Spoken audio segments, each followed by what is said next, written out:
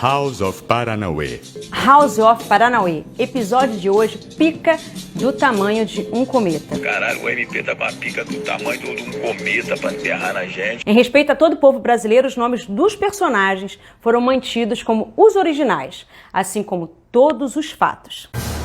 Enfim, Queiroz preso. Ele estava escondido há um ano em Atibaia, na casa do advogado do Bolsonaro e de Flávio Bolsonaro, que ocupam cargo, respectivamente, de presidente e senador. Em entrevista à Rádio Gaúcha, em abril, o advogado Frederico Assef disse: "Eu estou no dia a dia com o presidente e com a família Bolsonaro. Eu conheço tudo que tramita na família Bolsonaro." Também, em entrevistas, o advogado dizia desconhecer o paradeiro de Queiroz. O Assef, em outras entrevistas, fez questão de mostrar a intimidade com o presidente. Ele apareceu recentemente defendendo a índole de Flávio Bolsonaro no caso da rachadinha. E eu vou abrir aqui um rápido parênteses para explicar o que é a rachadinha para quem não sabe. Vamos a um exemplo. Suponhamos que eu seja uma parlamentar e que alguém me procure querendo um cargo. Eu posso nomeá-lo para algum cargo público. E suponhamos que eu escolha um de forma lícita, mas por debaixo dos panos, suponhamos que eu exija que o salário que essa pessoa irá receber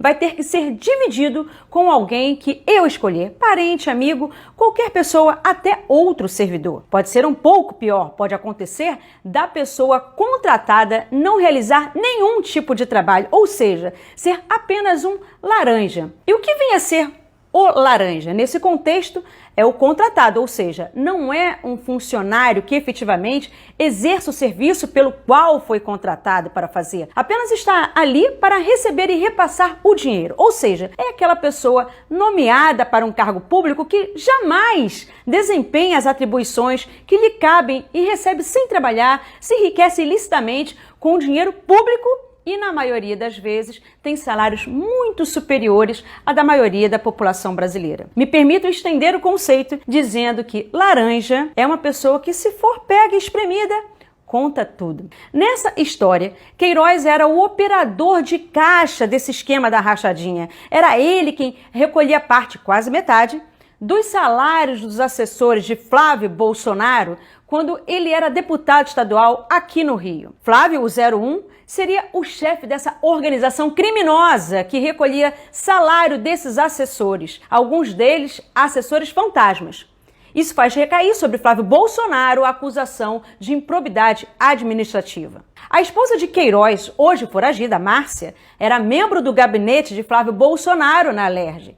A filha de Queiroz, Natália, a tal personal trainer, foi assessora de Flávio Bolsonaro de 2007 a 2017 e depois foi para o gabinete de Jair Bolsonaro na Câmara dos Deputados, onde permaneceu até outubro de 2018. Ela também é citada no esquema da rachadinha e documentos mostram que ela repassou ao pai cerca de 80% do seu salário. A outra filha de Queiroz, a Evelyn, também pode estar no esquema. E não termina aí, tem muita gente nesse esquemão. Fecha parênteses. O fato de ter um cartaz na casa do advogado de Bolsonaro, onde Queiroz foi encontrado, escrito AI-5 e ao lado do cartaz personagens mafiosos, foi um exagero do roteirista, assim como, segundo a CNN, foi a filha de Olavo de Carvalho que denunciou onde estava Queiroz. Por vezes, o roteirista perde a mão e torna a história pouco crível. Faz a gente se sentir dentro daqueles filmes cheios de gangster, repleto de quadrilhas, ladrões, mafiosos,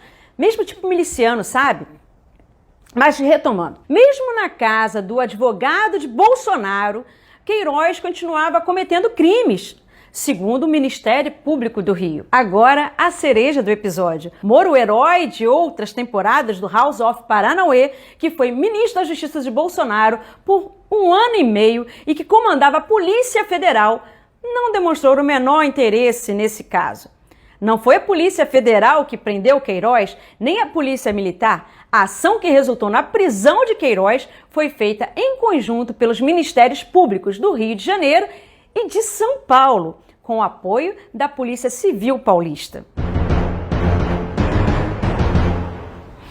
Calma que não acabou. Flávio Bolsonaro financiou e lucrou com a construção ilegal de prédios erguidos pela milícia, usando dinheiro público. É o que mostraram já há algum tempo os documentos levantados pelo Ministério Público do Rio de Janeiro. Dentre os destinos do dinheiro da rachadinha estava um ex-capitão do BOPE, Adriano da Nóbrega, apontado como chefe do escritório do crime, uma milícia especializada em assassinatos por encomenda. A organização criminosa também atua na construção civil em Rio das Pedras e Muzema, as duas favelas onde vivem mais de 80 mil pessoas, ficam na Zona Oeste, aqui no Rio de Janeiro. Seus moradores testemunharam um salto nas construções irregulares. Em abril do ano passado, 2 desses prédios, ligados a outras milícias, simplesmente desabaram, matando 24 pessoas e deixando 10 feridas. O lucro com a construção e venda dos prédios seria dividido também com Flávio Bolsonaro, segundo as investigações, por ser o financiador do esquema usando dinheiro público. Pera que não acaba. Condecorado por Flávio Bolsonaro com a medalha Tiradentes, a principal honraria do Rio, Adriano da Nóbrega foi morto a tiros em fevereiro em um controverso cerco policial no interior da Bahia com indícios de queima de arquivo. Foragido da justiça, o ex-capitão estava escondido no sítio de um vereador bolsonarista. Os diversos celulares do miliciano ainda aguardam por perícia. Será que Queiroz tem advogado? Sim, tem. Carta preta, o mesmo de Adriano da Nóbrega.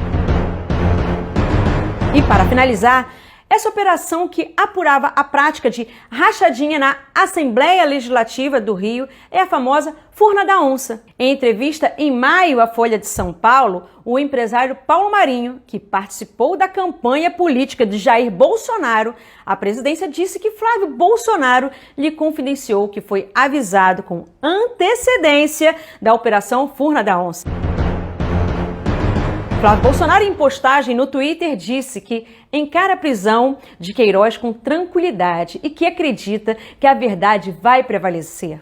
O senador afirmou ainda que a operação é mais uma tentativa de atacar o presidente Bolsonaro. No mesmo dia do Queiroz Day, a maioria dos ministros do Supremo Tribunal Federal decidiu pelo prosseguimento do inquérito da fake news, que apura a difusão de notícias falsas e investiga empresários ativistas e políticos aliados de Jair Bolsonaro.